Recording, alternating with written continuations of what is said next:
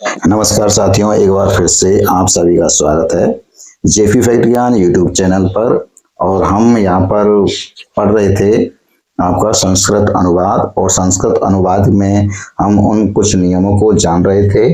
और संस्कृत अनुवाद में जो विभिन्न प्रकार के जो आपके लकार हैं यानी काल हैं, उनके धातु प्रत्ययों के बारे में थोड़ा थोड़ा सा हम अध्ययन कर रहे थे। तो आज हम लेकर के आए हैं एक नया काल, नया लकार, जो कि संस्कृत में विशेष रूप से चर्चित होता है और देखा जाता है। तो आज का संस्कृत में जो भी इस चैनल से यदि पहली बार जुड़ रहे हैं, और वो चैनल को सब्सक्राइब कर लें, और जो भी इस वीडियो को यदि पहली बार देख रहा है तो वो उसको लाइक कर दें और अपना कमेंट, अपनी राय जरूर शेयर करें कि आपको समझ में आ रहा है या नहीं आ रहा है। तो चलिए शुरू करते हैं आज का टॉपिक। आज का हमारा टॉपिक है लोट लकार यानी आज्ञार्थक काल। लोट लकार यानी आज्ञार्थक काल। आज्ञार्थक काल किसे कहते हैं? जिस वाक्य में आज्ञार्थक काल किसे कहते हैं, यानी जिस वाक्य में कोई आज्ञा दी जाती है या आपको लगता है कि ये आज्ञा ले रहा है, अर्थात जिस वाक्य में आज्ञा का लेना या देना पाया जाता हो, वहां पर कौन सा काल होता है? आज्ञार्थक काल होता है। आज्ञार्थक काल को संस्कृत में क्या कहते हैं? संस्कृत में कहते हैं लोट लकार। तो लोट लकार का यदि कोई वाक्य आता है, यदि जिस वाक्य में आज्ञा का लेना या देना पाया जाता हो, वहां पर कौन सा काल होता है? लोट लकार वाक्य, लोट लकार काल होता है। लोट लकार काल को हिंदी से संस्कृत में बनाने के लिए जो लोट लकार काल के धातु प्रत्ययों का प्रयोग किया जाता है क्रियाओं में। तो चलिए देखते हैं कि लोट लकार के यानी धातु प्रत्यय कौन कौन से हैं जिनका हम क्रिया में प्रयोग करने वाले हैं। तो यहाँ पर दिया है ऊपर एक वचन, द्विवचन और बहुवचन, प्रथम पुरुष, मध्यम पुरुष और उत्तम पुरुष। तो लोट लकार यानी आज्ञार्थक काल के धातु प्रत्यय कौन कौन से हैं? तो सबसे पहला धातु है आपका तू एक वचन के लिए, ताम द्विवचन के लिए, अंतु यानी तू ताम अंतु। ठीक है, तू ताम अंतु। यहाँ पर जो कोष्टक में है ये खाली है, इसको खाली बोलेंगे, याद करने की दृष्टि से क्या है? खाली है। तो तू ताम अंतु खाली, ये आपका मध्यम पुरुष का है। खाली तम तय, तम के माँ में हलंत है, ऊपर ताम के माँ में भी हलंत है। इन हलंतों का विशेष ध्यान रखना है। तो तू ताम अंतु खाली तम तय आनी आव आम, ये उत्तम पुरुष के लिए है, मध्यम पुरुष के लिए खाली तम तय। इस तरह से ये आपको पूरा जो लोट लकार के जो धातु प्रत्यय हैं वो आपको याद करने हैं। तू ताम अंतु खाली तम तय आनी आव आम। अब प्रथम पुरुष एक वचन का यदि कर्ता आता है लोट लकार में, तो तू धातु प्रत्यय का प्रयोग किया जाएगा क्रिया में। यदि प्रथम पुरुष दो वचन का कर्ता आता है लोट लकार में, तो ताम धातु प्रत्यय का प्रयोग किया जाएगा क्रिया में। यदि प्रथम पुरुष बहुवचन का कर्ता आता है लोट लकार में, तो अंतु धातु प्रत्यय का प्रयोग किया जाएगा क्रिया में। इसी तरह से मध्यम पुरुष का और एक वचन का यदि कर्ता आता है लोट लकार वाक्य में, तो यहाँ पर खाली है, तो उसमें धातु में कुछ भी प्रयोग नहीं किया जाएगा, क्योंकि यहाँ पर कोष्टक में क्या है? खाली है, तो खाली है। इसी तरह से मध्यम पुरुष यदि दो वचन का कर्ता आता है लोट लकार में, तो तम धातु का प्रयोग किया जाएगा, तम धातु प्रत्यय का प्रयोग किया जाएगा। इसी तरह से मध्यम पुरुष बहुवचन का कर्ता आता है तो तय धातु प्रत्यय का प्रयोग किया जाएगा। इसी तरह से उत्तम पुरुष में भी देखने को मिलता है एक वचन, द्विवचन और बहुवचन। यदि उत्तम पुरुष एक वचन का कर्ता आता है तो आनी धातु प्रत्यय का प्रयोग करेंगे लोट लकार में। यदि उत्तम पुरुष दो वचन का कर्ता आता है तो आव धातु प्रत्यय का प्रयोग करेंगे लोट लकार आज्ञार्थक काल में। इसी तरह से यदि उत्तम पुरुष और बहुवचन का कर्ता आता है तो आम धातु प्रत्यय का प्रयोग करेंगे लोट लकार के वाक्यों में। तो चलिए अब देखते हैं कि इन वाक्यों को हम कैसे बनाते हैं। तो तो एक बार फिर से समझ लेते हैं। जो लोट लकार आज्ञार्थक काल के जो धातु प्रत्यय हैं वो कैसे याद करने हैं। तू ताम अंतु, तू ताम अंतु, खाली तम तय, आनी आव आम। ठीक है, ये जो लाइन है ये पूरी एक वचन के लिए, ये पूरी लाइन दो वचन के लिए, ये पूरी लाइन बहुवचन के लिए। इसी तरह से प्रथम पुरुष के लिए पूरी लाइन है एक वचन, दो वचन और बहुवचन। इसलिए मध्यम पुरुष के लिए एक वचन, दो वचन और बहुवचन। उत्तम पुरुष के लिए एक वचन, दो वचन और बहुवचन।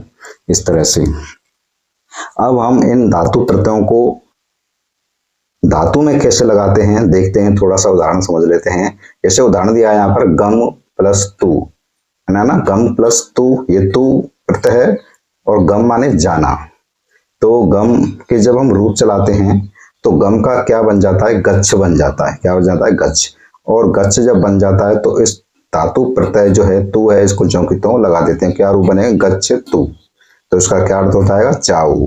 क्या अर्थ हो जाएगा, जाओ। क्योंकि आज्ञार्थक काल है, लोट लगा रहे तो क्या जाएगा, गच्छ तू यानी जाओ। आज्ञा दे, आज्ञा का देना या लेना पाया जाए, वहां पर लोट लकार आज्ञार्थक काल होता है। इसी तरह से पट प्लस ताम है, तो पट प्लस ताम, पट के रूप तो ज्यों की त्यों चलते हैं, इसके बदलते नहीं। यहाँ कुछ कुछ धातु हैं जैसे गम है, उनके जब रूप चलते हैं तो गम का गच्छ हो जाता है और किसी का कुछ हो जाता है। तो इस तरह से हम आगे बताएंगे जब धातु का जब प्रकरण चलेगा, क्रियाओं का प्रकरण चलेगा कि कौन कौन सी धातु जो है किस किस रूप में बदल जाती हैं। तो पट धातु है, पट धातु को ज्यों की त्यों लिखेंगे। पट प्लस ताम, जो ताम है ये कौन सा है आपका, प्रथम पुरुष दो वचन का है। ताम है तो पट प्लस ताम में क्या बढ़ेंगे, पट ताम। ज्यों की त्यों आपको जोड़ना है क्रिया में। तो चलिए वाक्यों को बनाते हैं। पहले जैसा ही नियम है, यदि आपका कर्ता जिस पुरुष और जिस वचन का होगा, क्रिया भी उसी पुरुष और उसी वचन की लगेगी। यानी कर्ता प्रथम पुरुष का है और जिस वचन का है तो क्रिया भी प्रथम पुरुष और उसी वचन की लगेगी। जैसे कि वह जाएगा, वह जाए, जाएगा नहीं है, वह जाए। अब हमको ये देखना है कि ये किस काल का वाक्य है कि वह जाए। तो वह जाए यानी कोई आपको आज्ञा दे रहा है कि वह जाए, वह इस जगह से जाए, तो वह जाए। तो इसी तरह से यहाँ पर ये आपको वाक्य पहचानना है पहले ये किस काल का है। तो वह जाए जिस वाक्य में आज्ञा का लेना या देना पाया जाए, तो वहां पर कौन सा लकार होता है, लोट लकार होता है। तो वह जाए, यहाँ पर वह जाए यानी आदेश दे रहा है कि वह जाए। तो इस तरह से यहाँ पर यह लोट लकार का वाक्य हुआ। तो जब लोट लकार का वाक्य है तो लोट लकार के धातु प्रत्ययों का प्रयोग किया जाएगा क्रिया में। तो वह जाए, तो वह की संस्कृत क्या होगी, सह। और जाने की संस्कृत क्या होगी, गम ना। जाने की मूल धातु क्या है, गम। गम माने जाना। और जब रूप चलाते हैं तो क्या रूप बन जाता है, गच्छ। तो वही रूप बनेगा गच्छ तू। क्योंकि जो कर्ता है वो कौन से पुरुष का है, प्रथम पुरुष का है। कौन से वचन का है, एक वचन का है। इसलिए तू धातु प्रत्यय का प्रयोग किया जाएगा क्रिया में, गच्छ तू। यानी कर्ता जो है वो प्रथम पुरुष का है और एक वचन का है। तो इसलिए धातु प्रत्यय कौन सा लगेगा, गच्छ तू। तू धातु प्रत्यय लगेगा तो क्या रूप बनेगा, गच्छ तू। इसी तरह से वे दोनों पढ़े, तो वे दोनों पढ़े, तो वे दोनों पढ़ें। क्या वाक्य है, वे दोनों पढ़ें। यानी जो टीचर है, अध्यापक है, वो आदेश दे रहा है कि वे दोनों पढ़ें। अर्थात जिस वाक्य में आज्ञा का देना, आज्ञा दे रहा है कि वे दोनों पढ़ें, तो आज्ञा का देना या लेना पाया जाए वहां लोट लकार होता है। तो ये कंफर्म हो गया कि ये जो वाक्य है ये लोट लकार का वाक्य है कि वे दोनों पढ़ें। अब वे दोनों, अब ये कौन से पुरुष का है, वे दोनों कौन से पुरुष में आता है, आपके प्रथम पुरुष में आता है। कौन सा वचन आ रहा है, वे दोनों द्विवचन में आ रहा है। तो प्रथम पुरुष में आ रहा है और द्विवचन में आ रहा है। तो तू तो एक वचन है, ताम। तो कौन सा धातु प्रत्यय लगेगा, ताम धातु प्रत्यय लगेगा क्रिया में। तो वे दोनों की संस्कृत क्या होगी, तऊ। पढ़ने की क्या होगी, पठ। फिर धातु प्रत्यय क्या लगाएंगे, ताम। तो क्या बनेगा, पठ ताम। तऊ पठ ताम। इस तरह से इसका रूप बनेगा। आगे है तुम ठहरो। तुम ठहरो यानी आदेश दे रहा है कि तुम ठहरो। कौन से काल का वाक्य है, लोट लकार का वाक्य है। आदेश दे रहा है तुम ठहरो। तो तुम जो है ये जो करता है, तुम कर्ता है, ये कौन से पुरुष का है? प्रथम पुरुष का है, तुम से संबंधित मध्यम पुरुष का है, और मैं से संबंधित उत्तम पुरुष का कर्ता होता है। तो तुम आ रहा है तो ये कौन से पुरुष का कर्ता हुआ? मध्यम पुरुष का कर्ता हुआ। तुम जो है ये कौन से वचन का हुआ? एक वचन का हुआ। तुम ठहरो, तो तुम ठहरो, तुम की संस्कृत क्या होगी? त्वम। त्वम की संस्कृत क्या होगी? त्वम। और ठहरने की क्या होगी? तिष्ठ। तिष्ठ। अब यहाँ पर देखते हैं धातु प्रत्यय कौन सा लगेगा। मध्यम पुरुष का कर्ता है तुम, तुमसे संबंधित मध्यम पुरुष का कर्ता है और एक वचन का है। तो इसमें देखते हैं लोट लकार में मध्यम पुरुष में तू, ताम, अंतु मध्यम पुरुष में आते हैं खाली। तो यहाँ पर मध्यम पुरुष में क्या है? खाली है। तो इसलिए यहाँ पर कोई भी जो लोट लकार मध्यम पुरुष एक वचन का जो बनेगा उसमें कोई भी धातु प्रत्यय नहीं लगा है, इसलिए तिष्ठ। ठहरने की संस्कृत क्या है? तिष्ठ। तो इसलिए इसकी तिष्ठ को तिष्ठ ही रहने दिया है कि त्वम तिष्ठ, तुम ठहरो, तुम ठहरो। अब दूसरा वाक्य देखते हैं। यदि आपका यहाँ पर दो वचन में आता है ना, तुम दोनों, यदि आपका वाक्य इस तरह से आता तुम ठहरो, यदि वाक्य में आता है आपका तुम दोनों ठहरो, तो क्या लगेंगे? तुम की जगह तुम युवाम, तो तुम की जगह क्या लगेगा? युवाम, तुम दोनों। तिष्ठ तम, तब आता तिष्ठ तम। और तुम सभी, अब आगे वाक्य है कि तुम सभी सोचो, है ना, तुम सभी सोचो। अब ये जो तुम है ये कौन से जो करता है? तुम करता है, ये कौन से पुरुष का करता है? आपका मध्यम पुरुष का करता है। तुम कौन से पुरुष का करता है? मध्यम पुरुष का करता है। कौन से वचन का है? तुम सभी, तुम सभी जो कि बहुवचन का करता है। तो तुम सभी की संस्कृत क्या होगी? त्वम युवाम, यूयम, यूयम होगी। अब सोचने की संस्कृत क्या बनेगी? चिंतु। क्या बनेगी? मूल धातु चिंतु, चिंत है। अब चिंत धातु है और कर्ता कौन सा है? मध्यम पुरुष का बहुवचन है। तुम सभी मध्यम पुरुष का बहुवचन है, तो मध्यम पुरुष का बहुवचन धातु प्रत्यय कौन सा होगा? खाली तम, तय, तय होगा। तो इसलिए यहाँ पर तय लगाया जाएगा। तो क्या रूप बनेगा? चिंत यतु, चिंत यतु रूप बनेगा। तो तुम सभी सोचो, यूयम चिंत यतु। इसी तरह से मैं देखूं, मैं देखूं आज्ञा ले रहा है कोई व्यक्ति है, मैं देखूं, तो इस आज्ञा तक वाक्य है, लोट लकार का काल है। तो मैं देखूं, मैं की संस्कृत क्या होगी? आपकी अहम। जो मैं करता है ये कौन से पुरुष का है? मैं से संबंधित यदि कोई भी कर्ता आता है तो उत्तम पुरुष का होता है। तुम से संबंधित यदि कोई कर्ता आता है तो वो मध्यम पुरुष का होता है। इनके अलावा यदि और भी कोई कर्ता आता है तो वो सारे के सारे कर्ता प्रथम पुरुष में गिने जाएंगे। तो यहाँ पर मैं आ रहा है, तो मैं जहां पर आए तो समझ जाना है कि ये उत्तम पुरुष का कर्ता है। अब आपको देखना है कि मैं देखूं, मैं जो है वो कौन से वचन का है? एक वचन का है या द्विवचन का है या बहुवचन का है? तो मैं जो है वो एक वचन का है। क्या है? एक वचन का है। तो देखना, देखना जो धातु है इसमें एक उत्तम पुरुष और एक वचन का क्या लगेगा? धातु प्रत्यय का प्रयोग किया जाएगा, यानी आने लगेगा। तो मैं देखूं, तो मैं की संस्कृत क्या होगी? अहम। और देखने की क्या है? पश्य। पश्य प्लस इसमें धातु प्रत्यय लगाएंगे आनी, क्योंकि ये उत्तम पुरुष और एक वचन का है। तो पश्यानी, क्या रूप बनेगा? पश्यानी। तो अहम पश्यानी।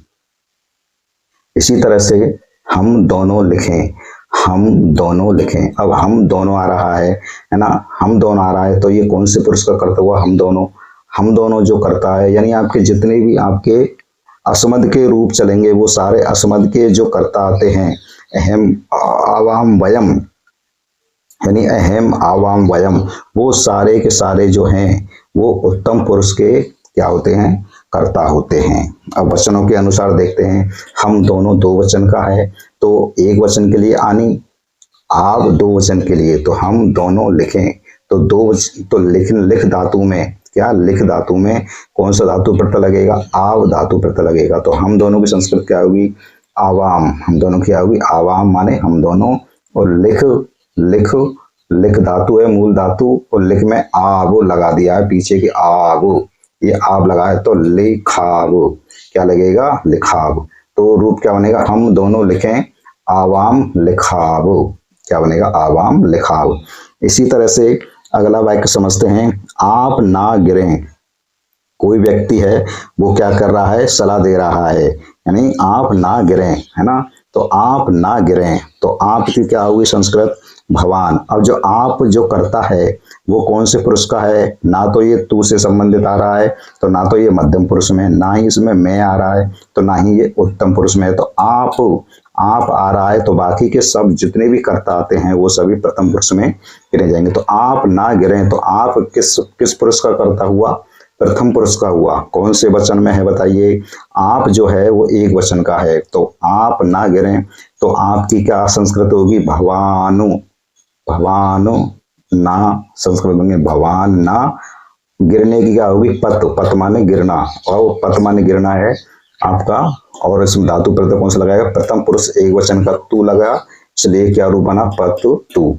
तो भवान ना पत तू, आप ना गिरें, आप ना गिरें। तो इस तरह से ये आपके लोट लकार आज्ञार्थक काल वाक्य है। यानी लोट लकार आज्ञार्थक काल वाक्यों में क्या कैसे पहचानेंगे इसको इस तरह से पहचानेंगे कि वाक्यों में आज्ञा का लेना या देना पाया जाता है। जैसे कि आप ना गिरें, तो यहाँ पर आदेश दे रहा है या आज्ञा दे रहा है कि आप ऐसा ना गिरें, यहाँ से ना गिरें। तो इस तरह से यहाँ पर सलाह देना जहां पर पाया जाए या आज्ञा का लेना या देना पाया जाए, वो कौन सा काल होता है? लोट लकार काल होता है।